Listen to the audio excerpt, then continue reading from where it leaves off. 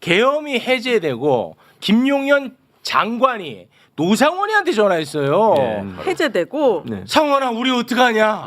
노상원한테 이거 간단치 않은 수첩이라니까. 그 나치가 처음에 집권을 했을 때 히틀러가 이제 독일국 총리로 그 지명을 받았을 때 그 뒤에 벌어질 일을 거의 아무도 예측 못했습니다. 그렇지 사람 약간 그 히틀러는 우스꽝스러운 인물이었다고요. 그래서 그 당시 보수 정당이나 정치인들 쪽에서 제 뭐 근본도 불확실하고 그렇긴 한데 연설도 잘하고 재밌고 사람들 와와 몰고 다니니까 제 올려놓고 우리가 좀 써먹지 뭐. 바지 사장처럼. 예, 윤석열 스카우트 한 거하고 비슷해요. 그렇게 스카우트 해가지고 힌덴부르크 대통령이라고 그 1차 대전 때 독일군 사령관인데 그 사람이 대통령이었는데 독일국 총리로 히틀러를 나치당 대표 히틀러를 지명하잖아요. 그때부터 시작된 거거든 모든 게. 그러니까 시작할 때부터 이렇게 살벌하게 시작하는 게 아니에요. 독재도 처음에 시작할 때는 되게 그냥 그럴 수 있는 것처럼 시작한다고. 트럼프도 비슷하잖아요. 트럼프도 옛날에 만화 소재였잖아요. 트럼프가 대통령 나온 데로 막 웃고 막 이런 거 했는데 두 번이나 돼버렸어. 이 진짜 끔찍한 일입니다. 지금 나오는 보도 보면 순간순간 위험했던 순간들이 너무 많아요. 맞아요. 단전도 진짜 시도했었고. 시도했었어. 그 5분만 빨리 시도했으면 어떻게 됐을지 모릅니다. 그러니까요. 근데도 무슨 이게 계몽령이다. 근데 아무 일도 바보들이 아니다. 왜 지들이 지하 1층에 있으면서 지하 1층 부를 것 같아? 아이 그 몰랐겠죠. 아이 그 복잡하겠죠 그게. 그렇게 꺼놓고 다 꺼졌다고 생각한 거 아닐까? 거의 그랬대요. 예. 꺼놓고 보였다고 그러잖아요. 또. 그래서 문이 안 열려가지고 다시 켰다는 거잖아요. 나가야 되는데. 그거 끄면 다 꺼지는 줄 아는 것 같아. 지네 아파트 하나 내리면 다 꺼지니까. 그러니까 자기들 있는데 불 꺼지니까 끄다 이렇게 힘들지. 애들이 아주 잔인하고 그 준비도 굉장히 오랫동안 했는데 약간 좀 멍청하긴 하더라고요. 네. 네. 헌재에서 나와서 하는 것도 봐도 홍장원 잡으려다가 자기들이 다 그럼요, 다 자백하고. 자백하고 거짓말 다 들통나고 아니 엉망진창 김건희하고 국정원장 통관의액을 왜 내나? 홍장원 잡으려다가 홍장원. 네. 와 진짜. 윤석열이가 질문할 때마다 자백하고 네. 잘해요. 진짜 인물들이요. 정말. 진짜. 그 이런 표현은 좀 그렇지만 그 덕에 아무튼 살았습니다. 원래 상대방의 수비 실수가 있어야 골을 넣는 거예요. 축구에서도. 근데 그들은 멍청했는데 또 솔직히 저 정치인 칭찬한 적 거의 없는데 국회의원들 너무 잘했고 빨리 저자관들 잘했죠. 너무 잘했죠. 근데 이게 정치인을 칭찬하지 않는 언론의 속성이 있어서 그런지 모르겠는데 너무 좀 그거를 가벼이 다뤄요. 왜냐하면 이제 기자들이나 언론인들이 정치인을 졸로 보거든요. 실제로 속마음으로요? 네. 그러니까 내가 한번 긁어버리면 너는 언제든지 쟤는, 끝나는 아웃시킬 수 존재다. 있는. 네. 만인에 대해서 의리해요. 정치하는 사람들은. 왜냐하면 표를 얻어야 계속 자리를 지키기 때문에 어떻게 보면은 만인에 대해서 의리인 관계에 있고 물론 윤석열은 자기가 갑행세를 하니까 저렇게 골로 간 거예요. 예. 원래 정치하는 사람은 마음속으로는 다른 생각을 하더라도 겉보기로는 을처럼 행동해야 돼요. 문재인 대통령만 하더라도 대통령인데 을처럼 말을 하고 행동을 할 때가 많으셨잖아요. 네. 그런데 을이 안 되겠다고 이렇게 허리를 딱 세우고 당당하게 한번 논쟁해 보자 이러면 노무현 대통령 죽이듯이 죽이는 거예요. 그러니까 이게 판사들도 그런데 판사들도 법정에서 보면 이상하게 원래는 의심이 가면 피고인의 이익으로 하라. 이게 헌법과 우리 형사소송법의 기본 원칙인데 네. 의심스러우면 유죄로 하거든. 특히 정치인과 그 정치인 주변에 있는 사람에 대해서 그래요. 판사 출신이나 검사 이런 사람들이 법정에 오면 예컨대 고발사주 사건 손준성 검사 경우에 손준성 보냄이라는 문자까지 다 찍혀 있지만 그래도 이 고발장을 제3자가 썼을 가능성을 배제할 수 없으므로 네. 합리적 의심이 완전히 거치지 않았으므로 무죄 이렇게 줬잖아. 그게 맞는 거예요. 근데 뭐 김용 부원장이나 이런 이재명 측근 이런 사람들은 그걸 타임라인 가지고 부재 증명을 다 해도 안 받아줘. 배척. 이게 언론사도 시험 봐서 들어가잖아요. 네. 판검사도 시험 봐서 들어가잖아요. 시험 봐서 뽑힌 사람들의 이상한 엘리트 의식인데 국민이 선택해서 선출한 공직보다 시험 봐서 들어간 자기들이 더 우월하다고 봐요. 항상 그렇게 생각하죠. 네, 그래서 정치 혐오를 표현하고 정치인을 비하하고 이런 거를 자기의 어떤 위상과 자기의 지성을 뽐내는 방법으로 이걸 쓴다고요. 우리나라만 그런 게 아니고 모든 나라에 다 그런 경향이 있는데 우리는 특히 이게 심한 것 같아 내가 보기에는. 그다음에 뭐 SNS 때문에 또는 뭐 유튜브 때문에 뭐 극우 세력이 결집해가지고 막 자기들끼리 소통해서 서보지법 때려부시고 폭동 일으키고 했다고 해서 막 SNS 위험하다 막 그러잖아요. 기자들이. 네. 근데 그게 없었으면 이재명 대표 라이브가 없었으면 그렇지. 어떻게 사람들이 국회로 쫓아갔겠어? 나도 이거 불편한 지점이야. 네, 그리고 국회 포위해가지고 진짜 문짝 부시고 다 끌어내도 국민들은 알지도 못해. 네. 언론만 딱 잡아버리면. 맞아.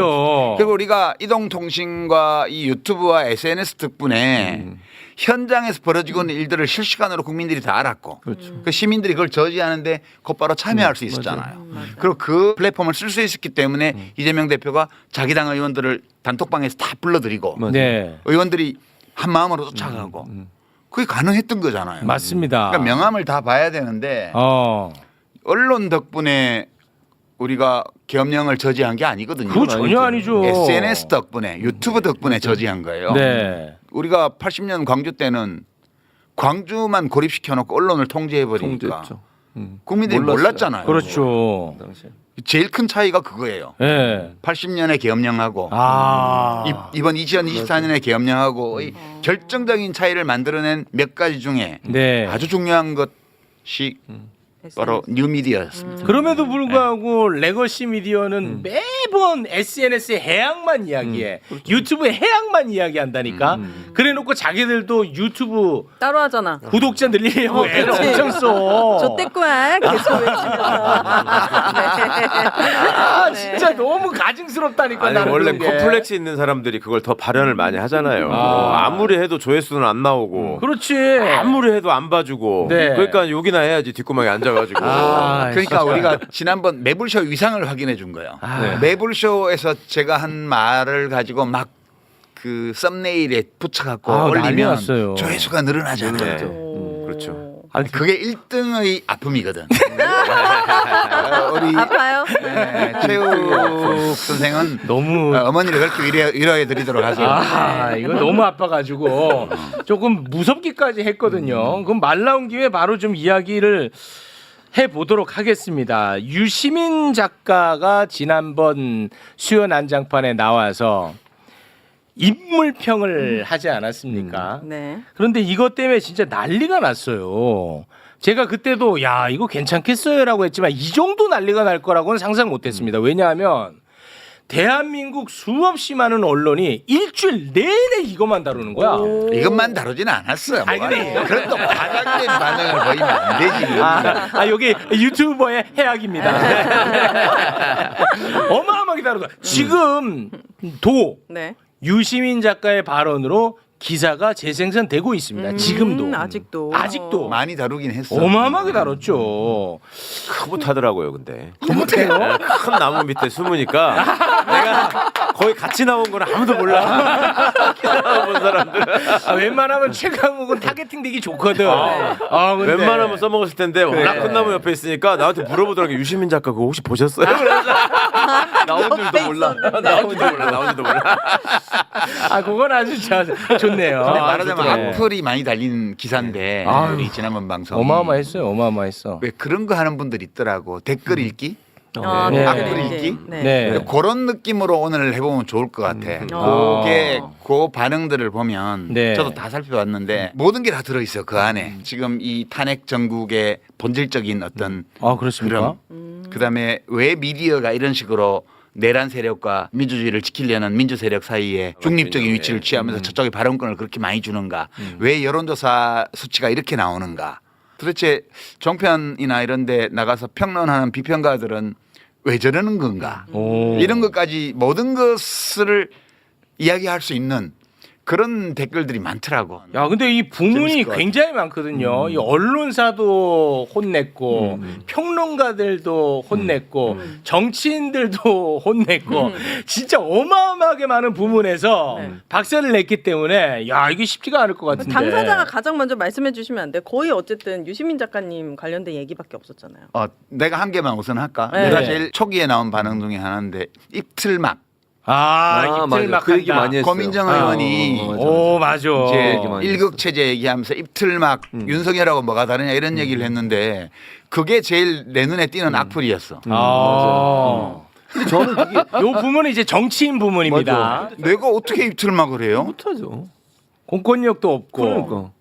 아니 무슨 언제 입틀막을 했단 말이야? 그러니까 자기가 이재명과 민주당 지도부나 민주당 뭐 어떤 세력을 비판하는 거는 건전한 표현의 비판이고, 자유고 표현의 자기들 자유고 표현으로. 예. 내부적인 다양성이고 그렇죠. 그 내부에서든 밖에서 누군가 자기들이 한 주장에 대해서 그거 이런 문제 있지 않아요? 라고 말을 하면 그래 입틀막이래. 그 말이 안 입틀막. 되지. 야 이거 진짜 야, 그거 맞는 키다. 야 너님들 그렇게 살지 마세요. 맞는 키야. 이 세상이 그렇게 호락호락한 데가 아니에요. 내가 누군가를 비판하면 네. 나도 비판을 받을 수 있다는 걸 전제로 해야 돼요. 네. 근데 내가 하는 비판은 내부의 다양성을 실현하는 민주적 행동이고 누군가 나를 비판하면 입틀막이다. 저도 그게 근본적으로 저도 궁금하더라고. 그렇게 사라질 것 같으면 이 세상 살기가 이렇게 힘들겠냐고. 네. 예, 너님들 이렇게 생각하시면 곤란해요. 네. 네. 근데 그 특정인을 한 분을 이제 언급을 하셨지만 다 그 논리로 하거든요. 실제로 이재명 대표를 비판하는 것은 매우 건전하고 다양성 굉장히 좋은 거다. 필요하다. 그 막지 마라라고 얘기하는데 자신들에 대한 비판은 갈라치기고 밀어내기고 입틀막. 축소시키는 거고 입틀막이라고 그 논리는 다 같이 쓰는 논리더라고요. 그거는 이제 악플이야 일종의. 아, 요건 악플이다. 그건 악플 스킨밖에 안 되는 거야. 요건 악플. 논리적인 게 아니에요. 그건. 아. 네. 그럼 그냥 더- 나 기분 나빠 이렇게 악플 쓰는 거야. 악플. 이게 이제 굳이 따져 보자면 그 동안에 이제 입 닫고 조용히 있으니까 자기 이 존재감도 없고 어디 가서 이렇게 댓글 공격으로 상처받을 일이 없었는데 유 장관님이 언급을 해주시니까 또 그게 이제 자기한테 댓글이 달리는 거지. 그러니까 이제 그게 싫다는 거죠. 굳이 따져 보자면. 그러니까 이제 자기들이 말을 어쩌다가 한 번 했는데 언론이 그거를 또 집중 조명해 주니까 이게 커지잖아요. 근데 거기에 댓글이 막 달리더라. 근데 거기다가 이제 유시민 작가님 말씀을 인용하면서 달잖아. 그러니까 이제 그게 자기 입장에서는 상처다 뭐 이런 논리를 굳이 생각해 볼 수 있는데. 아, 네. 그 굉장히 그 기분 나쁘다. 네. 그 아무튼 저는 그 매우 모순적인 그 태도 때문에 저도 근본적인 의문이 있었고 또 하나는 요거는 뭐 유시민 작가님하고 막 직접적 관련이 있는 것 같지는 않은데 그 팬덤 정치에 대해서 엄청나게 비판들 많이 하잖아요. 근데 저는 이것도 도저히 이해가 안 가는 비판이거든요. 나보고 하는 말은 아닌 것 같아. 아니 그러니까 네. 뭘 그거 억울해요? 제가 아니라고 했잖아요. 네, 궁금한 거 물어보라고 해서 한 물어본 거예요. 아 근데 그게 이제 연관은 되는데 네.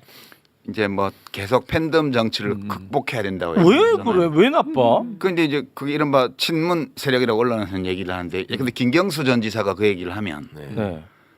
근데 팬덤이 엄청 강했던 게 문 대통령이에요 또. 네. 그렇죠. 또 더 거슬러 올라가면 팬덤 최초로 팬덤을 노사모. 만들어낸 게 노무현 대통령이야. 네. 네. 노무현 대통령, 문재인 대통령은 완전히 팬덤 정치의 개척자들이고 최고봉이에요. 네, 그럼 왜 나쁘냐고. 나쁘지 않지. 그러니까 그리고 그거를 그건 부러움이에요. 부러움. 기본적으로.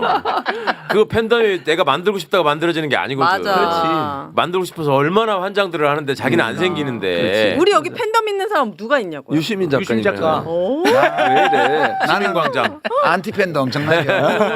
아니, 그러니까 사실 정치도 인기가 있어야 되는 거예요. 정치인이 당연하죠. 당연한 거 아니에요? 팬덤이 있어야 되는 거잖아요. 그래서 네. 자기를 좋아하는 사람들이 모여서 하나의 정치 세력화하고 그것이 다른 정치 운동으로 연결되도록 만들어 주는 거 대단히 중요하지 않습니까? 근데 팬덤이 나쁜 게 아니에요. 그게 왜 나쁘다고 생각하는지 모르겠어. 그러니까 이게 이제 그 요지를 보면 이틀락이라고 하는 이야기하고 관련이 되는 거는 이제 이런 논리죠. 민주당은 이재명 일극 체제다. 네. 그 이 일극 체제를 만들어낸 것은 개딸들의 이재명 팬덤이다. 그렇게 얘기하죠. 네. 그리고 조금만 이재명을 비판하면 몰려들어서 입틀막을 시키려고 그런다. 네. 근데 민주주의는 다양성을 존중하는 건데 민주당이 이렇게 일극 체제로 되어서 내부 다양성이 없어지면 선거에서 이기기 어렵다. 그렇지. 딱 그 논리죠. 요 논리잖아요. 네, 맞습니다. 이게 다 맞습니다. 언론에서 다 퍼뜨리는 논리인데 이제 네. 이게 문제는 뭐냐면 일극 체제가 좋은지 다극 체제가 좋은지 어떻게 알아요? 선험적으로 일극 체제가 좋다, 다극 체제가 좋다라고 판단할 근거가 없어요. 그러니까 우리가 지금 민주주의에서 중요한 것은 자유가 보장되어 있고 누구나 자기의 의견을 자유롭게 개진하고 그리고 서로 의견을 교환하는 가운데 당 내부 선거를 통해서 대표도 뽑고 후보도 뽑고 이렇게 하잖아요. 네. 우리가 중요하게 여기는 건 이 과정이죠. 네. 이 과정이 공정하면 주어진 정치적 상황에 따라서 당원의 뜻이 어떤 한 리더를 중심으로 모이기도 하고 복수의 리더가 공존하는 식으로 가기도 하고 그거는 알 수 없는 거예요. 어떻게 될지가. 뭐 그렇겠죠. 예, 중요한 것은 주권자인 당원들이 주어진 정치적 상황 안에서 어떤 선택을 하나에 달린 거거든요. 그렇겠죠. 근데 일극체제는 그러니까 한 사람의 강력한 리더가 있는 건 무조건 나쁜 거고 여러 사람이 경쟁하는 체제가 있어야 좋은 거야. 이 전제를 두고 말을 하는 거예요. 네. 그 누가 정했어 그거를? 이거는 당원 주권에 대한 부정이죠. 네. 지금 이재명 대표의 어떤 강력한 리더십이라는 것은 기본적으로 이제 두 차례의 당대 전당대회에서 당원들이 표출한 그런 의지. 네. 그다음에 여론조사에서 나타나는 압도적인 힘이라는 것은 시민들이 한 판단 이런 것들이 모여서 이재명을 받쳐주고 있는 거잖아요. 네. 그러니까 이것은 민주적 과정의 결과로 나타난 현상이라고요. 그렇죠. 근데 누가 이 현상 자체가 민주주의에 해롭다거나 혹은 나쁜 선거에 불리하다든가 이렇게 판단할 수 있는 근거가 뭐가 있냐는 거예요. 그러니까 아니 예를 들어서 인위적 일극 체제다. 그러면 그 비판마다 마땅하지. 그렇지. 이재명 대표가 무슨 세습했냐고. 왜 만들어낸 말이냐 하면 이재명 독재 이렇게 네. 말하고 싶은데 이재명 독재라고 말하자니까 그렇게 말하는 근거가 없잖아. 그러니까 그 내용에는 이재명 독재를 담고 마음속에는 표현은 이재명 일극 체제라고 말을 하는 거예요. 그러니까 이거는 기본적으로 언어 자체가 타락한 언어예요. 이 일극 체제라는 거는 그러니까 마치 이재명 사법 리스크 이것이 더러운 말인 것처럼 이 일극 체제도 불순한 동기에서 만들어낸 더러운 말이라고요. 근데 이게 민주당의 정치인이 이 언어를 가져다가 팬덤이 없는 자기 자신의 어떤 분함 이런 것들을 표현하는 손으로 써버리는 순간 아. 당원들은 논리적으로는 이것을 논박을 하지 못하는데 마음속으로는 그러면 내가 투표해가지고 독재를 만들었단 말이야. 아. 이렇게 기분이 나빠지는 거예요. 그래서 악플이 달리는 거거든. 그 기사에. 아. 그러니까 이분들은 자기가 뭐 이재명 일극 체제는 당에 해롭다 그래서는 대선에 못 이긴다 뭐라고 막 말을 했는데 그 댓글에 네가 뭔데 뭐 내가 뽑았어 뭐 여론조사 압도적 1등인 대표 보고 무슨 소리야 뭐 지금은 힘을 모아서 정권 교체를 해야지 뭐 딴소리 하고 있어 이런 댓글이 막 달려요. 네. 그럼 이거는 댓글 다는 사람들이 논리적으로 차분히 논박을 못해서 그렇지 왜 그런 댓글을 다냐 하면 내가 당원인데 내가 지지자인데 그러면 내가 투표해가지고 독재 체제를 만들었단 말이야 마상을 입는 거지. 그래서 격하게 반응이 더 반응이 격하게 세지는구나. 나오는 거야. 그럼 이 사람들이 이거를 야 이재명 독재야 역시 아. 이렇게 생각하는 거예요. 그러니까 계속 그런 얘기를 하면 그런 정치인은 민주당의 어떤 경선에 나가서도 통과 못해요. 앞으로. 당원들이 투표하는 어떤 선거의 경선에 나가도 당원들한테 이렇게 마상을 입히기 때문에 네. 그 경선 통과할 수가 없어요. 그래서 내가 딴 직업 알아보라고 한 거거든. 그 얘기를 너무 내가 건너뛰어서 했어. 아, 너무 짧게 했어. 인신공격을 한 게 아니에요. 인신공격을 한 게 아니라 내가 그때 벌써 안 맞아라고 얘기했잖아요. 그게 무슨 소리냐 하면 공직선거에 나가려면 민주당의 후보가 돼야 되고 그렇죠. 민주당의 후보가 되려면 당원의 마음을 얻어야 되는데 날마다 페이스북 글로 당원을 모욕하고 있어요. 이렇게 해가지고는 앞으로 어떤 선거의 후보 경선에 나가도 당원들의 표를 못 받아요. 그렇기 때문에 선출직 공직자가 될 수 없다는 거야. 아. 당을 바꾸지 않는 한. 네. 아. 그 임종석 전 실장이 또 바로 반응을 냈어요. 뭐라고요? 예, 모두 나서달라고 설득해도 모자랄 판에 인격적 공격을 하는 건 아니지요. 라고 해서 이 얘기를 하신 그러니까 겁니다. 인격적 공격. 아, 마상 입으셨네. 그러니까 인격적 공격으로 받아들여지게끔 표현한 건 내 잘못이야. 나는 요거 좀 동의되던데. 아, 다른 직업을 알아보라고 하면 진짜 그거는 너무 마상이지. 셌어. 그런데 이제 그렇게 축약해서 설명하셨다는 네. 거죠. 세세하게 얘기하는 분위기가 아니어서. 네. 알겠습니다. 아니 사람이 어떤 지적에 대해서 조금 더 격하게 반응하는 경우는 제 경험에 비춰보면 자기가 그거에 대해서 약간 찜찜하게 자기도 알고 있는데 그걸 딱 짚어주면은 팍 터지거든요 이게. 네. 그걸 요새 전문용어로 긁힌다고 해요. 아, 그렇긴다. 저는 무슨 생각이 들었냐면 예전에 이제 이 본인들이 각광을 받던 시기가 있었잖아요. 그렇죠. 청년 네. 정치인으로서 슈퍼스타였죠. 혹은 유망주로서 각광받던 시기들이 있었다고요. 근데 그 시기에 본인들이 경험했던 어떤 정치 지도자의 모습이라는 게 카리스마형 리더. 그러니까 저는 제가 생각할 때는 김대중 대통령님 같은 경우에는 당신의 능력과 어떤 조직력을 바탕으로 해서 카리스마 있는 지도자 사람들이 이렇게 선생님이라고 받들면서 추종을 했어요. 네. 근데 노무현 대통령 때부터는 그게 극복이 되기 시작한다고요. 지도자가 대중 속으로 들어간다고. 그래가지고 우리가 이 사람을 만들었어. 이런 자부심을 이제 사람들이 느끼고 지지자들이 함께 울고 이런 그렇죠. 게 생겨버렸는데 예. 그게 지금도 과거에 봤던 그런 카리스마형 리더의 모습만 남아 있고 이 바뀐 현상 속에 사람들의 마음이나 관심이 어디로 향하고 있는가를 이게 놓치고 있는 거야. 업데이트가 안 되는 거야. 자기가 그 안에서 함께 인정을 받고 성장을 못 해봤기 때문에 그러니까 지금 이재명이라는 사람이 갖고 있는 지지도나 이런 것들은 이재명이 막 엄청나게 탁월한 업적을 세워가지고 야 나밖에 없어 따라와 내가 빛을 비춰줄게 이런 게 아니거든. 적어도 지지자들 입장에서 볼 때는 같이 사선을 넘은 동지라는 어떤 그 연대의식이 생겨버렸어요. 이재명 대표가 몇 번의 죽을 고비를 넘기면서 사법적으로 죽이려고 했고 실제로 칼로 찔러 죽이려고 했고 그렇죠. 계엄령까지 해서 죽이려고 했는데도 희한하게 이 양반이 그걸 자꾸 넘어간단 말이야. 근데 그 과정에서 사람들이 이걸 바라보면서 짠한 마음도 있지만 동지의식, 연대감을 느껴버렸다고. 그러니까 이재명이 앞장서 가지고 제가 지금 1극으로 가야 되니까 나머지들 다 눌러주세요 이렇게 얘기 안 해도 그거를 기분 나쁘게 받아들이는 거잖아요. 딴 사람들이 자꾸 고개를 쳐들면. 근데 그 현상이 쉽게 납득이 안 가는 것 같아요. 옛날 개념으로 꼭 그러잖아요. DJ가 김종필하고도 손잡았는데 네. 왜 지금은 나한테 잡을 그래? 필요가 없어. 나한테 그래 이거. 그때는 그렇게라도 하지 않고는 정권 교체를 할 수가 없는 불가능하니까, 예. 조건이었기 때문에 방법으로 그걸 선택을 한 거지 도덕적으로 그것이 바람직해서 한 게 아니거든. 그런 거죠. 그러면 뭐 말 나온 김에 그 김경수 전 지사 이야기 잠깐 한번 해볼까요? 저도 근데 그날 함께 이야기를 들으면서 이건 제 생각입니다. 가장 애정 어린 저는 인물평이었다고 개인적으로 생각해요. 심지어 김경수 전 지사의 어떤 미래 정치에 대해서 걱정을 해주는 예, 그런 말이었다고 저는 생각했는데 당사자도 그게 좀 못마땅했던 것 같던데 당사자조차 아니 이제 접수는 안 된 것 그런 것 같아요. 같은데. 아 접수가 안 됐어요. 제가 이제 언론에서 미디어에서 나오는 비평들을 쭉 살펴봤는데 유튜브까지 다 포함해서 네. 그 어제 박구영 교수가 네, TV조선 TV조선 그 가짜뉴스요. 유튜브에서 그 왜곡해서 가짜 뉴스 만들어서 뭐 2030 예, 예. 폄훼했다는 그 영상 만들어내서 이제 그것 때문에 당직을 그만뒀잖아요. 맞습니다. 그게 우리 언론이 만들어내는 가짜 뉴스 내지 왜곡 보도 또는 프레임 전쟁의 기본 양식이에요. 아 너무 근데 심하던데. 이제 제 경우에도 보면 평론가들이든 정치인들이든 그 우리가 했던 얘기들을 다 본 사람이 거의 없었어요.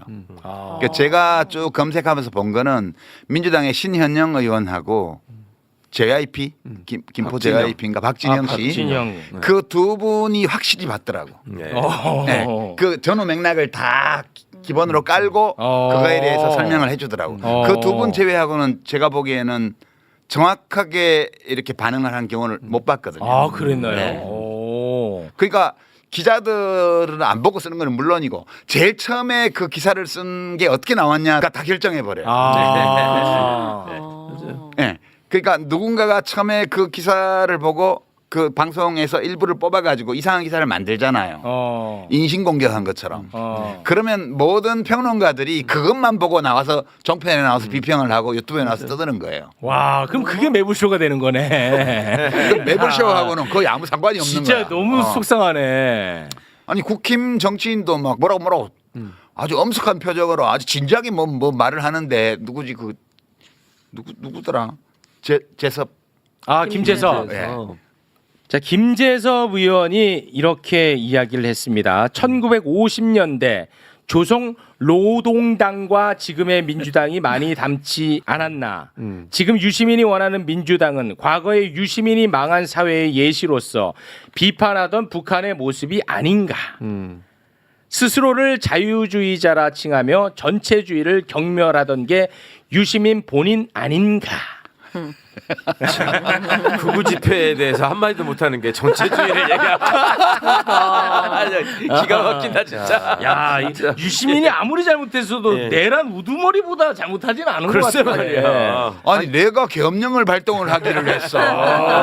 무슨 뭐 수거 계획을 세우기를 했어. 단전단수를 지시를 하기를 했어. 아, 진짜 그러게. 비겁하다. 니네 수령이나 비판해. 그러니까 한마디도 못하면서. 그러게 이거 진짜 너무 좀 과한데. 그러니까 이건 전형적 악플이죠. 요건 악플이다 진짜. 네, 이건 악플인데 이건 악플이다. 명색이 대한민국에 내가 낸 세금으로 세비를 받는 국회의원. 국회의원이라는 국회의원이야. 자가 이거는 이제 좀 문학적으로 표현하면 모기한테 대포를 쏜 거 비슷해. 아. 저 우습게 얘기를 하면. 네. 어디다 대고 유일체제야 전체주의고. 아. 근데 그 뒤도 더 저는 그 뒤가 더 문제라고 생각하는데요. 10년 사이에 유시민의 뇌에는 무슨 일이 벌어진 걸까? 정치적 야욕으로 그의 뇌가 썩어버린 것 같다. 이게 뭡니까? 이거 본인 얘기 아니에요? 이게 사실은 인격 모독이에요. 아니 인격 모독이 아니라 이거는 팩트가 틀리지. 그러니까 정기 은퇴했는데. 야욕이 없는 아니 근데 부처님 눈에 부처님 보이고 뭐 개 눈에는 뭐만 보인다고 얘기 중에 그런 게 있었어요. 유시민 작가님이 이재명 대표를 띄워놓고 나중에 집권하게 되면 총리를 노린 약속 받은 것 같대. 그래서 이렇게 하신다는 거야. 그것도 있고. 좋아하시네. 정리해 주시면 안 돼요? 아니 그것도 있지만 이런 것도 있더라고. 어떤 평론가 유튜브에서 나와서 하나. 근데 방송 정편에 나와서 했던 것 같은데 저렇게 해놓고 이재명 대표가 혹시 무슨 일이 생기면 지가 대권 뛰려고. 아. 이거는 평론가들의 세계를 잘 보여주는 비평이에요. 이런 게. 오, 흥미로운데요. 그러니까 우리 최진봉 교수도 다니면서 많이 그런 사람들 만날 텐데 이제 정편에 주로 출몰하거나 유튜브에 나오는 비평가들은 왜 그걸 할까? 아니 뭐 변호사식이나 하고 경우에 따라서는 수입도 괜찮고 뭐 교수고. 그럴 텐데 교수도 있고 뭐 이런 사람인데 굳이 출연료도 별로 없는 그런 방송에까지 나와가지고 막 한단 말이에요.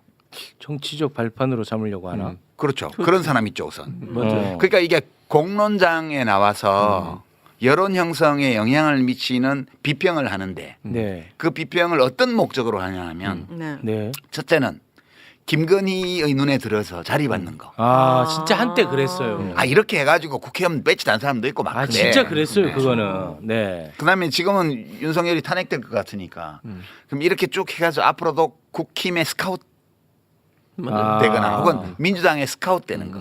영입되려고. 예. 예, 그것을 마음에 두고 비평하는 사람이 되게 많아요. 그러니까 정상적인 공론이 진행이 안 돼. 그런 사람들은 어떤 생각을 하냐 하면 이것이 논리적으로 타당한가 아닌가 뭐 어떤 원칙에 비춰서 옳은가 그런가 이걸 따지는 게 아니고 이 문제에 대해서 어떻게 말하는 것이 나한테 유리하지 이게 뒷머리에 항상 있기 때문에 이상한 비평을 하게 돼요. 그러니까 이제 그런 사람들을 보면 내가 좀 부러운 거야.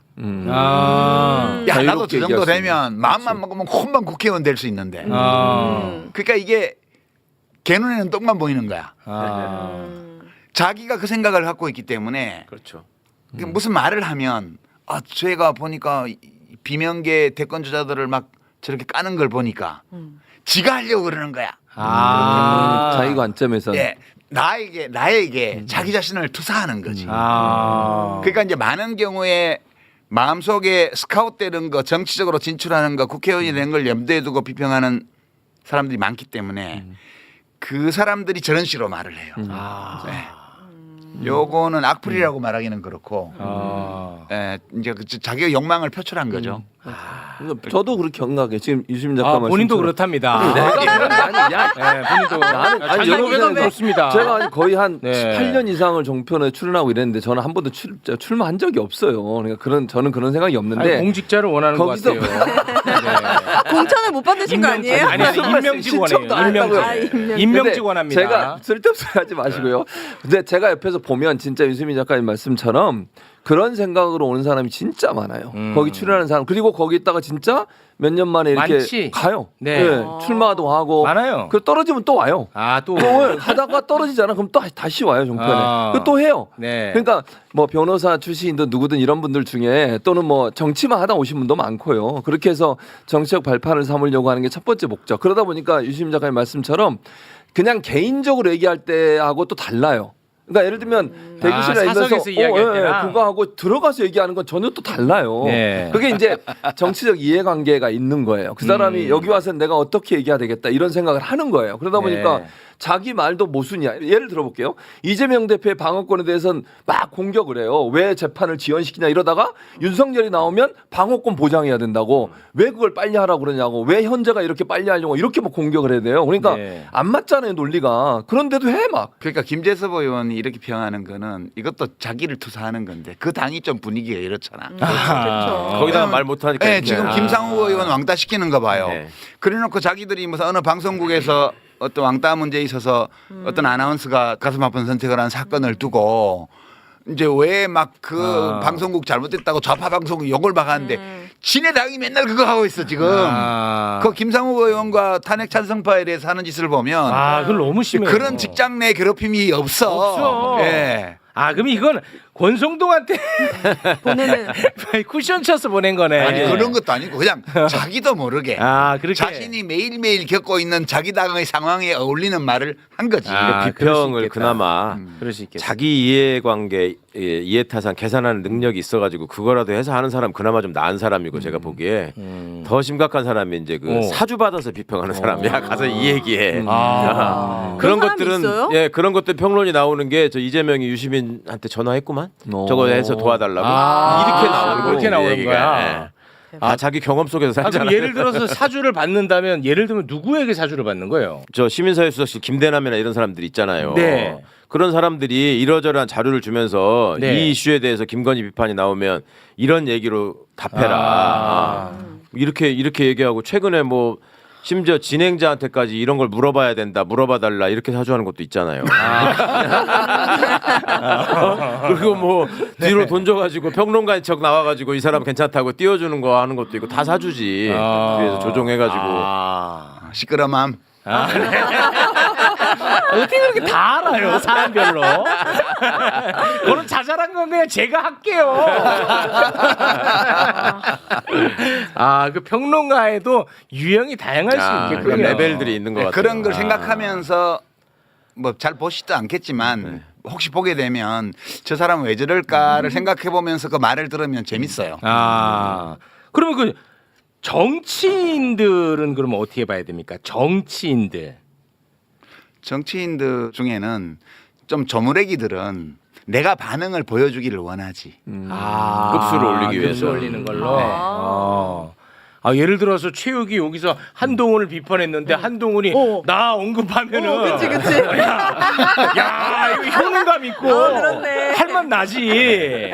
타격감 있지. 타격감 있죠. 최욱이 헌재에서 김현태가 매불시 한번 언급만 해줘도 계속 흥분하잖아. 신뢰받는 언론이네. 이거 진짜 우리 엄마가 너무 걱정하셔가지고. 그런 점에서 김재섭 의원 오늘 성공했네. 그러네. 반응해 주셨네. 너무 올렸다. 너무 올려쳤어. 안 그런 평론가들도 있잖아요. 그럼요, 있죠. 누가 있죠? 요즘 내가 즐겨보는 채널 중에 하나가 남천동, 오. 사장 남천동. 내가 전에부터 그 헬마우스 눈여겨볼 비평가라고 몇 년 그랬어요? 전부터 얘기했어요. 오. 요새 좀 그 사람들이 좀 알아주더라고. 임경비 떴다. 확실히. 야, 너 진짜 대단하다. 유시민 인증 헬마우스. 내가 진짜 공개하면 어느 방송사 이런 데에서 뭐 이렇게 진보 보수 패널들 나와서 토론하는 거 이러면 나처럼 나이 먹은 사람 그만 부르고 이제 새싹들 좀 키워요. 누구 있냐? 그래서 임경빈. 오. 근데 왜 안 부르죠? 그러니까 말이야. 더 키워야 그 되나? 인재 양성을 안 해 도대체. 맨 천원책이나 부르고. 아, 이거 참 홍준표나 부르고 말이죠. 바뀌어야 됩니다. 세대 교체해야 돼. 그래야지 젊은 세대들도 시사 정치 좀 재밌게 보고 그렇죠. 관심을 갖는 거지. 맞아, 자꾸 맞아. 머리 하얀 사람들만 나와가지고. 네. 죄송합니다. 아니, 진짜 그게 악플이야. 그렇지. 인정합니다. 아닙니까? 세대 세대 교체. 갈라치기야. 아니, 그래도 너무하네. 그러니까. 죄송합니다. 이제 시작이니까. 젊어도 머리카락이 하얄 수 아 있어. 맞아요, 맞아요. 네, 죄송합니다. 아, 죄송합니다. 네. 아니 인정합니다. 아니 그러면은 그 당사자들 반응들도 다 보셨어요? 그럼요, 다 봤죠. 근데 그 중에 저는 좀 흥미로웠던 게 그 김부겸 총리 네. 반응이었거든요. 우리 작가님이 책 많이 읽으시나 이렇게 말씀하셨는데 김부겸 총리가 네. 책 많이 읽겠습니다. 책을 딱 이렇게 보여주면서 책 많이 읽겠다. 우와. 반응을 정확하게 했어요. 예, 유시민 선생 하여튼 저 충고 고마워요. 그리고 역시 책 많이 읽으라는 충고 제 받아들여서 이제 이런 책들 요즘 많이 나오네요. 이런 거 좀 제대로 읽어보도록 그렇게 하겠습니다. 근데 책 제목이 좀 뭔가 봤더니 해석이 필요해요. 어떻게 민주주의는 무너지는가? 그러니까 요거는 내가 봤을 때 시민아 네가 얘기한 대로 하면 민주주의 무너진다. 나 이 책 볼게. 이랬던 것 같아요. 그건 이제 아마 참모가 조언을 했을 것 그렇죠. 같은데 아, 그 참모 잘라야 돼요. 잘라야 됩니다. 왜냐하면 그 두 명의 공저자가 쓴 책인데 네. 그게 원래 오리지널이고 그게 원래 트럼프가 등장할 때 그때 쓴 책이에요. 그다음에 속편이 있어. 어떻게 극단적 소수가 다수를 지배하는. 그게 이 어떻게 민주주의는 무너지는가를 사실 수정한 거예요. 그러니까 이제 그 두 책을 비교를 하면 어떻게 민주주의는 무너지는가는 핵심 내용이 뭐냐 하면 독재자 알아보는 법.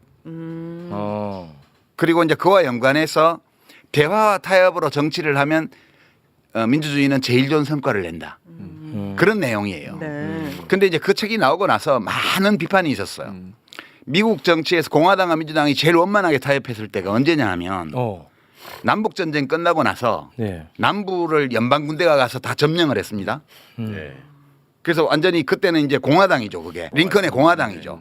이제 노예 해방하고 그래고 남부 노예 차별하는 제도를 다 없애고 남부를 연방 군대가 가서 점령하고 그다음에 흑인들에게 투표권을 줬습니다. 흑인들이 투표를 장려하고 그래갖고 막 흑인 하원의원, 상원의원이 막 나오고 한 몇십 년 동안 그랬어요.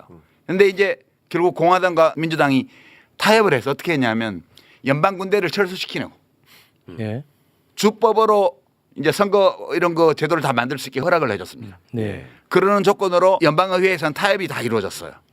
그러고 나서 100년 동안 이른바 짐크로우법이라 그래서 남부를 중심으로 해서 흑인들을 다시 완전히 참정권을 사실상 박탈하는 제도를 100년 동안 운영했습니다. 그러니까 남북 전쟁 이후에 연방의 통합을 위해서 공화당과 민주당이 타협과 협상으로 이루어진 결과가 뭐냐? 미국을 다시 인종차별의 암흑 속으로 몰아넣은 결과를 낸 거예요. 그런 비판들이 있었어요. 타협과 협상만이 능사가 아니다. 필요할 때는 제도 개혁을 해야 되고 이럴 때는 확실하게 국민의 선택이 이루어지고 그 선택에 따라서 제도 개혁이 이루어진다. 지는 게 필요하다. 이런 비판들이 많이 주어졌는데 이 후편 어떻게 극단적 소수가 다수를 지배하는가 이 책은 미국 선거제도 정치제도가 얼마나 잘못됐는지를 이야기한 책이에요. 그게 극단적 소수가 의회의 한 축을 딱 점령하고 협상과 타협 없이는 아무것도 변화시킬 수 없는 관행과 문화, 제도를 만들어놨다. 그래서 총기 규제 문제부터 시작해서 의료보험 문제, 아무것도 뭐 못 풀어. 아무것도 되질 않는다. 아무것도 미국은. 못 풀어. 그래서 이 저자들이 사실상 김부겸 총리 선배가 들고 나왔던 그 책의 취지를 부정하는 책을 그 뒤에 냈어요. 이게 트럼프 2기를 앞두고 낸 책입니다. 그러니까 이게 어떤 책도 보편적 진리를 담고 있다고 보기가 어려워요. 그러니까 하필이면 잘못 들었네. 쟤. 트럼프 2기에 들어와서 이미 저자들도 그걸로는 충분치 않다고 얘기한 그거를 갖다가 이제 그 쇼츠에 유튜브에 내보내신 거는 상황을 완전히 잘못 보고 있는 거예요. 지금 한국 상황을. 지금 그 책 읽고 그 책 가지고 할 상황이 아니에요. 지금. 그러니까 그 책 가지고 찍자고 한 참모는 잘라야 돼. 국민의힘이 소수의 인원을 가지고 자꾸 대화 타입을 얘기하면서 개혁을 가로막고 있잖아요. 그렇지. 여야 합의 안 했다고 헌법재판관도 임명 안 해주는 그렇지. 시국에 야 그리고- 패부 찌르시네. 네, 거부권 행사해 가면서 민주당이 통과시킨 법안들 다 무력화시키잖아요. 그렇죠. 개혁을 못하게 막는 거예요. 아 패부 찔러버리네. 이런 비평가 내가 이런 드물어요. 사람이야. 아 처음이에요? 뭘 드물어요? 이렇게 패부 찌른 경우가 처음이라고요. 지금은 그런 상황이 아니에요. 네. 극단적 소수가 지금 모든 걸 가로막고 있는 상황이거든요. 그렇지 한덕수, 최상목의 상목. 그러니까 이제 그 영상을 제대로 건의를 하는 참모가 있었다면 그 책이 아니고 그 다음 책 어떻게 극단적 소수가 다수를 지배하는가 그 책을 했어야지. 그러면 지금 이 내란의 시대에 딱 맞는 그렇죠. 책일 수 있었겠군요. 그러니까 지금 국힘이라는 108석밖에 안 되는 이 의석을 가진 이 정당이 국회를 운영을 사실상 다 가로막아 아니 갖고 무력화시켰죠. 뭐 그다음에 그 대통령이 거부권을 막 수도 없이 하고 네. 지금 최상목 씨는 대통령 권한대행이 아니에요. 윤석열 권한대행이지. 네. 윤석열이 앉아 있는 거하고 똑같아. 아 정확하시다 진짜. 다 거부권 발동하고 여야 합의해요라 그러고 맞아. 지금 여야 합의 안 해온다고 헌법재판관도 임명 안 하고 버티는 이 마당에 아 맞아. 그 책 가지고 해서는 형님 이건 아니. 그 책으로는 안 돼요. 아니, 아 또 긁혔다. 처방은 정확하게 해주셨는데 이거를 책을 읽어서 해결하시려고 한 게 아니라 브로맨스로 넘기려고 하다 보니 좀 아쉽네. 그 책 아니에요. 그 다음 책이에요. 책을 아니 요즘도 말씀하시는 거 보면은 좀 책을 한정적으로 읽으시는 것 같아요. 그래서 걱정해요. 나는 진짜 좋은 분인데 가까우신 분인데 너무 거기 숟가락 얹지 마세요 그냥. 아니 그냥 좀 가만히 좀 계세요. 다 아시는 분들 아니겠습니까? 그럼요. 네. 나도 아직도 걱정된다고. 네. 김경수 전 지사 이야기를 잠깐 좀 해보고 싶은데 그 착한 2등이 되라 뭐 이런 조언을 또 해주시지 않았습니까? 그런데 김경수 전 지사 같은 경우에는 요즘 이제 통합을 굉장히 강조를 많이 합니다. 통합이란 단어는 참 예쁜 단어죠. 네. 근데 지금 이게 과연 그 통합이란 단어가 적절한 단어인지에 대해서도 좀 한번 좀 지적을 해주셨으면 좋을 것 같고 이 통합이라는 단어를 좀 강조하다 보니까 네. 실수하는 일이 있었어요. 문재인 정부 때는 어느 정도까지 통합을 했느냐 하면서 유승민 의원 같은 야당 인사들까지도 이 사람들 입각을 제한을 할 정도로 우리는 외연 확장하고 통합을 많이 하려고 했었다라고 이야기를 했는데 그게 좀 사실이 아니어가지고 논의만 했지 실제 제안은 안 했다. 제안을 안 했거든요. 그랬더니 안철수 씨가 또 나도 제안 안 받았는데 왜 나한테는 사과 안 하냐 또 이런 거. 예, 그래서 이게 뭐 또 사과까지 이어지고 뭐 그랬는데 어떻게 보십니까? 통합. 근데 그럼 구체적으로 얘기를 해야 돼요. 누구와의 통합? 예. 도대체 누구를 마음에 두고 있는지, 어떤 세력을 염두에 두고 있는지. 음. 근데 뭐 대화는 다 누구랑 하든 대화는 할 수 있는데 네. 윤석열이 제거되었으므로 이재명도 제거되어야 민주주의가 된다 이렇게 말하는 사람하고 통합하라 그러면 그거는 안 되죠. 통합이 아니죠. 어떡하라는 얘기야 그거를. 어. 그러니까 구체적으로 얘기를 하든가 아니면 아예 얘기를 하지 말든가. 그 이야기가 이제 인터뷰를 많이 하는데 김경수 지사가 구체적으로 뭘 하자는 게 없어요. 아니면 진짜 하고 싶은 말은 있는데 그거를 말하지 않는 거 아닐까요? 그건 모르죠 뭐. 아니야 그 얘기보다는 실제로 본인이 움직이면서 뭔가 모습을 보여줘가지고 사람들이 김경수가 저래서 움직이는 거야 하면 나중에 나와서 한번 정리하는 말을 하면 네. 이렇게까지 욕먹지는 않을 텐데 본인 나름대로는 지금 이 시간이 얼마 없다고 생각하고 이렇게 스텝을 밟는 것 같아요. 제가 보니까 네. 근데 그 계획이 있었던 것 같아. 그래서 제가 지금 내일 모레 만나면 무슨 계획을 너 혼자 짰냐고 좀 물어보고 싶은데. 맞나요? 아니 우리 친구니까 이제 또 만나기로 했는데. 그거 왜 이렇게 말을 세게 해 근데 천천히 하세요 살살. 매블쇼에서 만나시면 왜? 안 돼요? 아이고 좀 그렇죠 또. 뭐가 그래요? 그런 거지. 그렇죠. 네. 아니 친구니까 걱정돼서 하는 말이지. 걱정돼서요. 네. 네. 아니 그러니까 그 걔는 뭐 이렇게 딴 맘을 먹고 엉뚱한 짓 할 사람은 아니잖아요. 애초에 그렇지. 걔가. 아주 그러니까. 그 인격적으로 보면 김경수 씨는 대단히 좋은 사람이에요. 인격자예요. 내가 아는 김경수 씨는. 그럼요. 네. 근데 이제 그 좋은 마음을 바탕으로 좋은 얘기를 하는 거야 지금. 네. 까내는. 통합이라는 단어 좋은 단어죠. 그럼 그 좋은 얘기를 하는 거고 선거를 앞두고 우리가 이렇게 세력을 쫙 합쳐가지고 이렇게 함께 가야 되는 게 좋고 그걸 네. 누가 반대합니까? 네. 근데 이제 그게 시민들이 보시기에는 계속 그동안에 김경수가 눈앞에 없었단 말이에요. 네. 감옥살이하고 독일 갔다 오고 이러다가 안 보이던 사람이 갑자기 나타나가지고 말을 하기 시작했는데 언론은 또 그걸 최대한 키워야지 지들이 여기를 분란을 맞습니다. 만드는데 유리하니까 네. 맞아요. 유용하니까 그렇게 자꾸 하는데 김경수 입장에서는 나름의 플랜으로 또 그런 장이 필요하니까 이제 응하기는 하는데 이게 이용당하는 측면에 대해서 뭔가 자기가 실천으로 보여주는 부분이 부족하다 보니까 네. 자꾸 이제 이게 생각이 괴리가 되고 아. 그러다 보니까 이제 이거를 간극을 좁히고 싶어서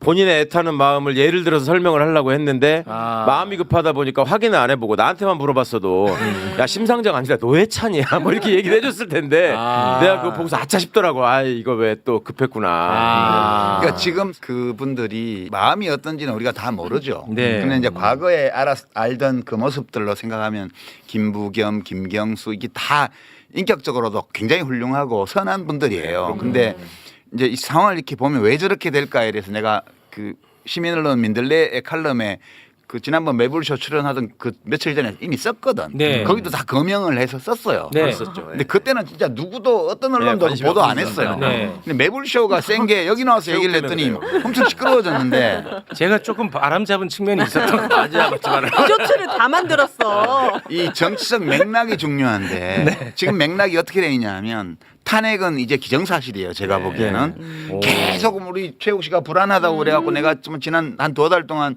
종종 나와서 맞아, 약을 넣고 신경 약을 넣고 이렇게 네. 했는데 괜찮다고. 네, 그때뿐이더라고. 예, 울퉁불퉁하지만 계속 앞으로 가질 거다. 아. 지금 울퉁불퉁하지만 여기까지 왔어요. 아, 그래요? 그리고 이제 내일 모레 되면 이제 마지막 정인신문이 이제 헌재에서 있을 거고. 네. 그다음에 증거 채택과 관련해서 한 번쯤 더 있을지 말지 잘 모르겠고.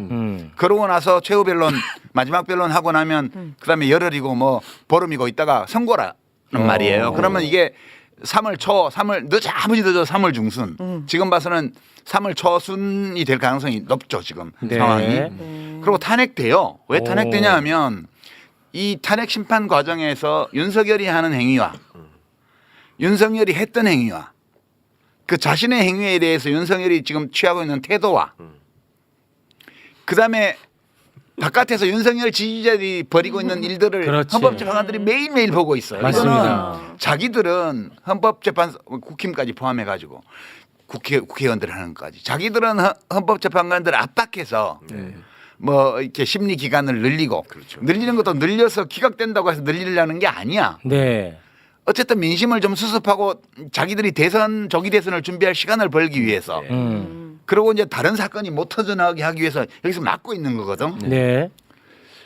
근데 헌법재판관들 입장에서 빙의를 해서 생각을 해보면 끔찍한 거 저거 다시 풀어놓으면 아유. 아니 대통령 윤석열 대통령부터 시작해서 그 휘하의 부하들 참모들 군인들 지지자들 난동까지 다 봤는데 네. 헌법재판관 집 앞에 와서 아침 저녁으로 떠들어대고 이 동네 집값 떨어져라 이러고 아. 그게 그들 생각에는 헌법재판관들을 압박해서 뭐 한다고 생각하겠지만 헌법재판관들 입장에서 뭐 악몽이야 이게. 악몽이야. 맞아요. 예. 진짜. 다시 윤석열을 대통령실로 돌려보낸다는 건 상상할 수도 없는 거예요. 아유. 8명이 됐든 9명이 됐든 이거는 만장일치로 탄핵 인용이 된다고 저는 봐요. 네. 그러면 대선은 되게 예, 저 그전에는 4월 30일 수요일도 가능하다고 봤는데 그게 좀 어려우면 5월 7일 그 연휴 때문에 그러면 5월 14일 이렇게 갈 수도 있죠. 네. 어쨌든 5월 초에는 대선이 이루어질 거란 말이에요. 그러면 지금 언론들이 어떻게 하고 있냐면 탄핵은 기정사실이고 자기들도 내놓고 지지하지 못한다. 계엄령까지는. 그러니까 이게 내란까지 자기들이 지지할 수는 없다. 아, 내란. 그래서 이제 보도도 하고 뭐 단독 보도도 하고 비판도 하는데 네. 다만 자기들이 민주당 편을 들지는 않겠다는 거예요. 그렇겠죠. 그래서 국힘하고 민주당에게 동등한 발언권을 주고 네. 지금 민주당 쪽으로 기울어져 있는 상황을 좀이라도 국힘에 유리하게 바꿔줘야 되겠다. 네. 그런 것 때문에 내란을 옹호하는 듯한 행위까지 하는 거예요. 지금. 아. 이게 진짜 이 탄핵을 기각시키기 위해서 이걸 하는 게 아니고 네. 민주당 쪽으로 확실한 우위가 가는 것을 막기 위해서 아. 국힘을 편들다 보니까 국힘당 의원들이 하는 내란 옹호 행위를 중계방송을 하게 되고 국힘당 지지자들이 떠드는 뭐 어떤 뭐 전한길 씨나 이런 사람들이 하는 말 아무 내용도 없는 말인데 그거를 그냥 받아쓰기해서 옮기고 이런 행태들을 하는 거예요. 맥락이 이렇게 돼 있는데 이 맥락 안에서는 선택의 여지가 없는 거예요. 이게 좀 아주 특수한 상황이라고 내가 지난번에도 얘기를 했잖아. 네. 아주 특수한 상황이기 때문에 지금 시민들의 마음은 윤석열 지지자들을 제외한 그 25% 내외로 나는 보는데 여기를 제외한 나머지는 다 대통령이 탄핵돼야 된다고 생각을 하는 거고 정권 교체를 해서 이 뿌리를 뽑고 나라를 좀 똑바로 세워야 된다고 생각하는 사람이 압도적 다수예요. 네. 이 조건에서 지금 우리가 이 상황이 가고 있는데 여기서 막 통합을 얘기하는데 이거는 사람들이 관심이 없어. 그리고 통합 대상이라고 얘기하는 사람들은 지난 총선 과정에서 온갖 망발을 부리다가 스스로 나가거나 당원들이 탈락시키거나 이랬던 사람들이란 말이에요. 당을 바꿔가거나. 그 저 사람들은 이제 다 잊어버렸어. 안중에도 없어. 시원하다. 저 사람들 나가거나 하니까 민주당 잘하네. 이렇게 돼 있는 판국에 누군지 말도 안 하면서 통합하자고 그러고. 이러니까 그 말을 하는 사람들은 이쪽 다수의 시민들에게 욕을 얻어먹는 거고. 언론은 그걸 키워야 민주당 그렇죠. 내에 분란이 있는 것처럼 보여서 아 너무 키워. 그 다가올 조기 대선에서 보수 쪽이 좀이라도 위세를 회복할 수 있지 않냐. 네. 이래서 그거를 지금 풀무지를 하는 거거든. 뭐 요만한 불씨만 쫙 타오르면 막 바람을 넣고 땔감을 집어넣어서 마치 큰 산불이 난 것처럼 이렇게 키운단 말이야. 맞습니다. 이게 총선 때 뭐 친명행제, 비명행사 그 소동 부린 거하고 똑같은 거예요. 네. 근데 이 김경수 씨나 뭐 김부겸 씨나 이런 분들이 뗄감으로 쓰이면 안 되지. 거기 지금 뗄감으로 쓰이고 있는 거야. 안 되죠 그러면. 근데 본인들은 그걸 뗄감으로 쓰이고 있다고 생각하는 게 아니고 자기가 올바른 길을 찾아가고 있다고 생각하는 거예요. 그러니까 그게 논리적으로는 올바른 길이라고 생각할 수도 있어요.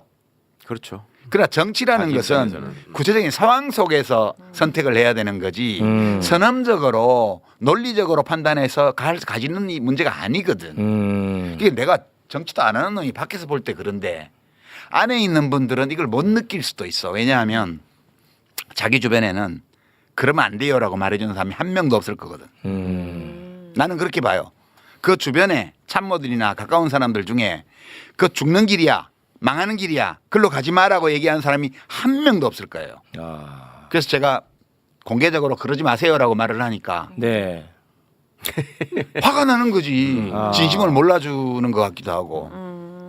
뭔가 김경수 전 지사님은 윤석열 정부 시대에 보여준 게 없잖아요. 그렇죠. 그런 오랫동안 거기 계셨다가 왔기 때문에 약간 정치인으로서의 거리감이 되게 크거든요. 근데 만약에 조국 전 대표님도 윤석열 정부에 뭐가 없이 바로 만약에 감옥에 가셨다면 그럴 수 있지만 엄청나게 많은 자산을 쌓고 가셨잖아요. 그러니까 이게 똑같이 감옥에 가셨지만 이 정치인으로서 와닿는 거리감이 너무 커요. 두 분이.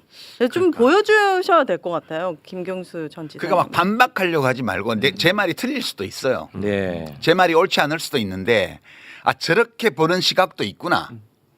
저것이 혹시 맞는 거 아닐까라는 생각을 한 번쯤 해보시라는 거지. 그러면은 김동연 지사 반응도 잠깐 좀 살펴보겠습니다. 우리 유시민 작가님이 배은망덕하다라고 아주 강한 평가를 했는데요. 여기에 대해서 김동연 지사가 제가 선거에서 졌으면 배은망덕이었을지 모르지만 선거에서 내가 이기지 않았냐. 그러니까 난 보답한 거지. 그게 좀 경기도지사 선거 얘기한 게 아닌데 왜 그래? 야, 요거 이번 이제 경기도지사 선거. 그러니까. 그 귀여운 반응이죠. 아, 요거 좀 귀엽습니까? 예, 좀 짜지긴 한데. 그러니까 그거 잘 보셔야 돼. 그러니까 제가 경기도 선거에서 왜 떨어졌는지를 잘 보셔야 돼요. 유시민이 경기도지사에 왜 떨어졌는지. 언제 나간 거야? 왜냐하면 지금 그 길을 가고 있거든. 야, 이거는 귀에 들어오겠다. 이제 제가 왜 졌냐 하면 네. 그때 이제 한 4.4% 정도 졌는데 김문수하고 해가지고. 예. 예, 그 졌는데 얘기 왜 합니까? 김문수한테 졌다고요? 그 얘기 왜 합니까? 다 시시한데. 그래야 사람들이 김문수 씨한테 맞지. 졌- 난 그런 사람들한테 졌죠. 부끄러운 줄 아세요. 김문수 씨한테 왜 졌냐 하면 제가 그때 이제 고양시에 살고 있었는데 네. 고양시에서 국회의원도 하고 네. 고양시에서 지지난 대선 때 경선 후보로 나왔던 최성이라고 있죠. 예. 아, 시장했던. 최성. 네. 아주 이상한 행동을 한 네. 사람이에요. 지금 더 이상해졌고. 최승 고양시장 했던 분 아니에요? 고양시장에서. 네. 그 최성 후보가 고양시장 선거에서 9만 표 거의 10만 표 가까이 이겼어요. 제가 몇 표 이겼게요? 고양시에서 2만 표 이겼어요. 네. 무슨 소리냐 하면 안 찍어준 거죠. 오. 시골 지역에서 왕창 깨지고 도시 지역에서 왕창 이겨야 되는데 이제 부천 뭐 고양 뭐 이런 데에서 많이 못 이기는 거야. 네. 이기긴 이기는데. 작가님이. 예. 오. 왜 그때가 그래요? 제가 이제 국민참여당 후보로서 단일화 경선에서 진표 형님한테 1% 차이로 이겨가지고 후보가 됐잖아요. 네. 근데 제가 민주당이 아닌 다른 당을 오래 하면서 민주당하고 많이 다퉜잖아. 네. 그 과정에서 민주당의 어떤 열성 지지자들 마음 상하게 하는 말과 행동을 많이 했거든. 그러니까 이제 많은 민주당원이나 지지자들 중에는 그래도 찍어줘야지 단일 후보인데 네. 라고 해서 찍어준 분들이 있는가 하면 네. 시장은 최성을 고양시에서 찍어주고 도지사 종이는 백지를 던져버리거나 와. 이런 사람들이 많았던 거예요. 진짜 미웠나 보다. 그렇지. 그러니까 이제 그게 그때 내가 그냥 와. 그러면 이 지방선거 끝나면 민주당하고 통합하겠습니다. 이랬으면 됐을 거야. 이게 그 교훈은 뭐냐 하면 유권자들 특히 지지 기반이 되는 유권자층에게 마상을 입히는 말과 행동을 할 경우에 반드시 효과가 따른다. 그것이 꼭 잘못된 일이라고 말을 하는 게 아니에요. 나는 나 나름대로 정당 개혁이나 이런 것들을 위해서 민주당의 부족한 점을 공격하고 내가 왜 민주당을 안 하는지에 대해서 계속 얘기를 했고 나는 틀린 얘기를 했다고 생각하지 않아요. 그때만 해도 민주당이 당권 선거에 막 돈봉투가 돌아다니고 이런 당이었다고요. 네. 그리고 당원 조건도 없고 대의원 선거로 해서 네. 선거구에 50명씩 대의원 국회의원이 선정하고 다음 위원장 다니고 그때는 지구당 위원장이 임명해가지고 그러니까 당 총재가 지구당 위원장을 임명하고 지구당 위원장이 대의원을 임명하고 다시 그 지구당 위원장이 대의원을 끌고 와서 당 총재를 뽑고 이런 식의 폐쇄적인 봉건적 정당이었단 말이에요. 네. 이제 그 점을 계속 이제 비판했고 열린우리당 때 그거를 지금 민주당처럼 만드는 제도를 했다가 네. 다시 돌아가 버렸어요. 대통합 민주신당으로 한다고 해가지고 다시 대의원 제도로 가버렸어. 그래서 나는 그 당은 안 하겠다고 해서 딴 당을 한 거고 이제 그 과정에서 많은 갈등이 있었죠. 네. 근데 그게 마음의 상처를 입힌 경우가 많았던 거예요. 그래서 저는 이제 그 낙선한 것이 내 책임이라고 봐요. 꼭 이기고 싶었으면 민주당하고 당 통합 선언이라도 하고 선거를 했으면 이길 가능성이 있었는데 그것도 안 하고 그냥 우리 경쟁에서 이겼으니까 내가 단일 후보야 나 찍어줘 이러고 다녔으니 찍어주고 싶겠냐고. 그래서 낙선한 거거든요. 그래서 김동연 씨는 그렇게 안 해서 당선이 됐어요.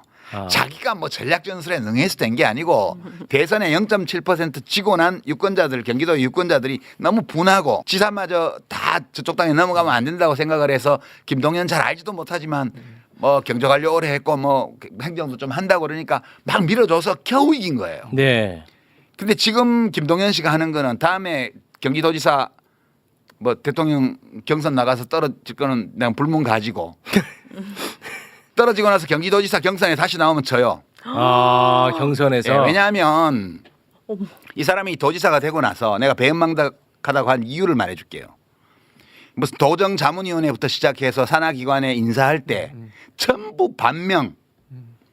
옛날 도지사 선거할 때 이재명을 정말 치열하게 물어뜯었던 모함하고 물어뜯었던 그런 정치인들을 끌어모아서 자기 캠프를 구성을 했습니다. 왜요?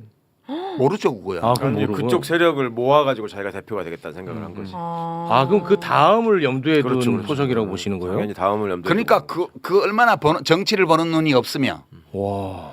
근데 자기가 함께 손잡고 지방선거를 치렀던 그 정치인에 대한 신의가 얼마나 없는가.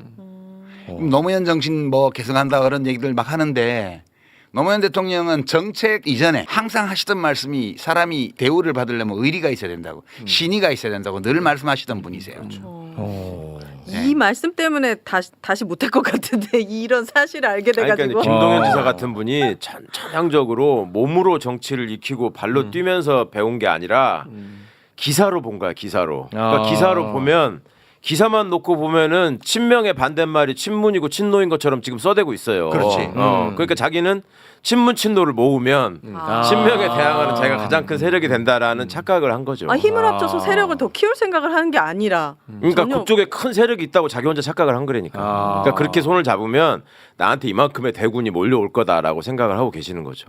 실제 그 경기도지사 선거에서 대선 패배하고 이재명 대표를 도왔던 조직이 그대로 가서 도와줬어요. 그럼요. 아, 그래서 우린 다 알지. 당선이 된 그렇지, 거예요. 당연히. 근데 아. 당선되고 나서 이제 그분들이 다 이렇게 좀 배제가 됐어요. 지금 아까 배제된 말씀하신- 정도가 아니라 네, 네.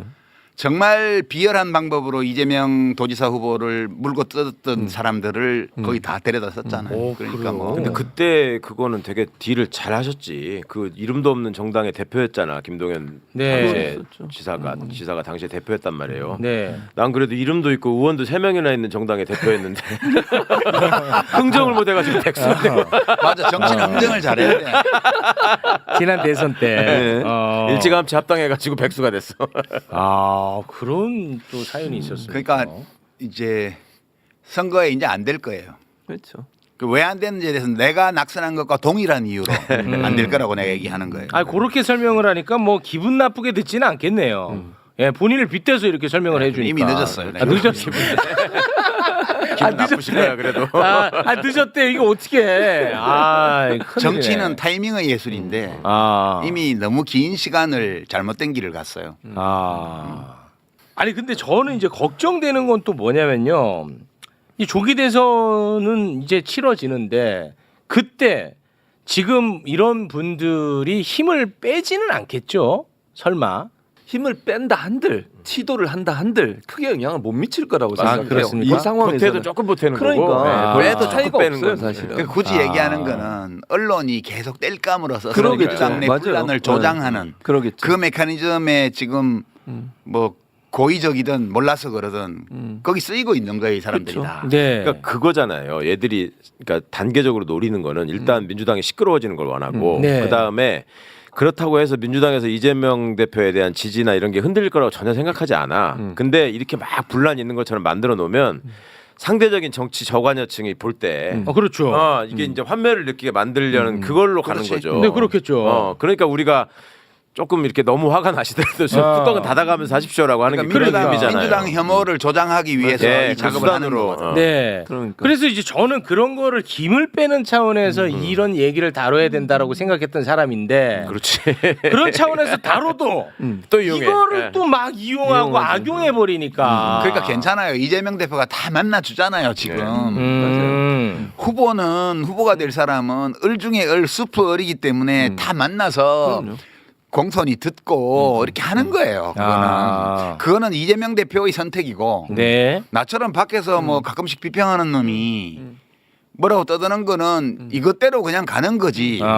왜 내가 무슨 민주당 당원이기를 해? 내가 정치하는 사람이기를 해? 국회의원이기를 해요. 네. 나보고 뭐 했냐고 묻지 마. 나는 그냥 내 인생을 사는 거예요, 그냥. 아니 그러니까 이재명 대표의 역할과 유시민 작가의 역할이 다른 거예요. 물론 목표는 같아요. 저는 두 사람의 목표도 안 같이- 같아. 뭔 목표가 같아. 그러니까 예를 들면 정권 교체라고 한 큰 가치에서 목표. 그러니까 네. 박구영 교수가 어제 얘기했잖아. 잠시 우리가 되는 거라고요. 그렇지. 투쟁하면서 잠시 우리가 되는 거라고. 그렇죠. 뭐에 대해서 내란 세력에 대해서 투쟁하면서 잠시 네. 우리가 되는 거예요. 네.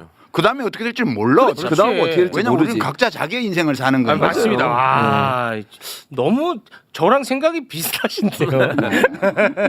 저는 지금 당장 빨리 이 내란 세력이 근데 너무 분명히 수면 위로 다 올라와서 그렇죠. 어디가 썩었는지는 보이는 거 요거 하나는 좀 순기능이었던 것 같아요. 그러니까 더더욱 막 이 욕심이 생기는 저것들을 정말 압도적으로 이겨가지고. 그렇지. 다시는 저런 맞아요. 소리 저런 짓 못하게. 못하게 해야 그렇지. 되는데 그러고 싶은데 네. 그거의 방법에 대해서는 아직 생각이 정리가 안 되고 각자 생각들이 좀 있으신 것 같아. 네. 지금 그 이런저런 그 여론조사 결과에 대해서 또 걱정하시는 분들도 많은데 거기에 대해서 우리 유시민 작가는 이건 뭐 진짜 여론이 아니다 이런 말씀을 계속 하셨단 말이에요. 네. 중요한 말씀이에요. 예, 그럼에도 불구하고 그게 좀 불안한 분들도 많이 있거든요. 아, 예. 그 이게 가설인데 아직 이제 우리가 증거의 뒷받침을 받아야 이론이라고 말할 수 있고 아직은 그냥 그럴 것 같아라는 가설이에요. 네. 가설인데 지금 이제 갤럽에서 한 지난 10년간 조사한 데이터를 보면 자기들이 매번 조사할 때마다 물어보는 건 아니고 한 달에 한 번 정도 주관적인 정치 성향을 물어봐요. 응답자들한테. 네.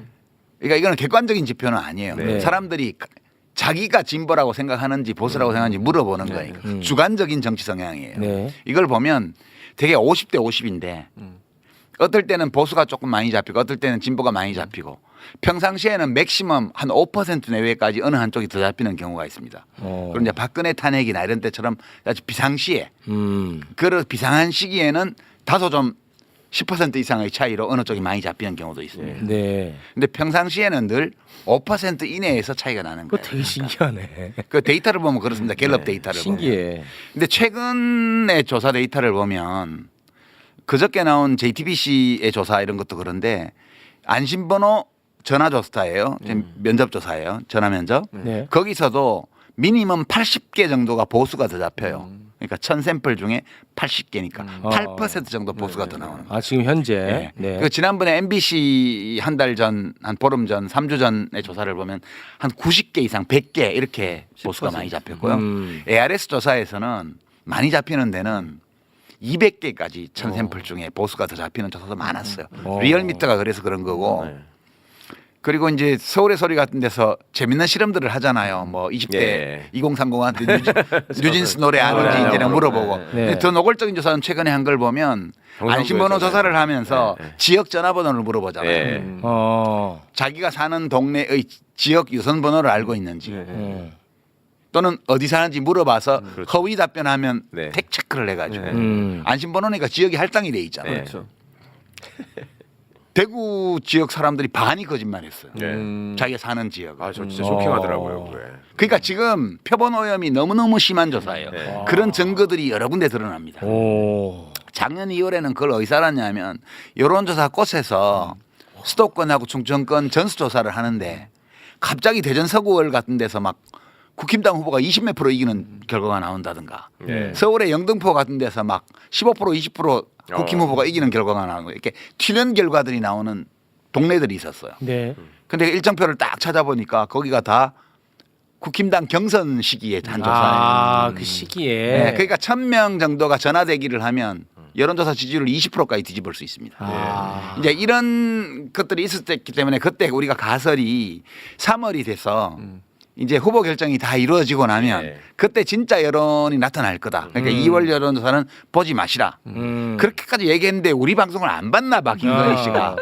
뭐 그때도 엄청 윤한홍 불안했죠. 의원 뭐 이런 사람 이철규 의원 이런 사람들이 보수 정당 역사상 최대 승리를 한다고. 아, 김건희가 그렇게 얘기했다고 이번에 나왔죠. 그러니까 아무나 꽂아도 되니까 네. 김상민 검사 창원 의창에 꽂아라 이런 얘기예요 전부 다. 그렇습니다. 미친 거지. 네. 그게 총선 직전이었죠. 지금 여론조사도 그래요. 지금도. 이제 이 사람들이 이 국힘당 쪽이 이 여론을 믿고 이걸 더 끌고 가고 싶은 거지. 지금. 그렇죠. 그래서 계속 오랫동안 훈련된 전화부대들이 지금 전화를 받고 있는 거예요. 전화로 이렇게 응답을 해야 ARS든 이제 면접조사든 여론조사 지지율이 높게 나와야 이제 헌법재판소가 탄핵을 기각한다. 이것 때문에 이 메커니즘이 계속 가해지고 있는 거예요. 아. 언제 다시 나타나냐 하면 탄핵 인용이 되고 나면 60일 안에 대선이에요. 네. 탄핵 인용이 되고 나면 더 이상 전화를 받을 동인이 없어.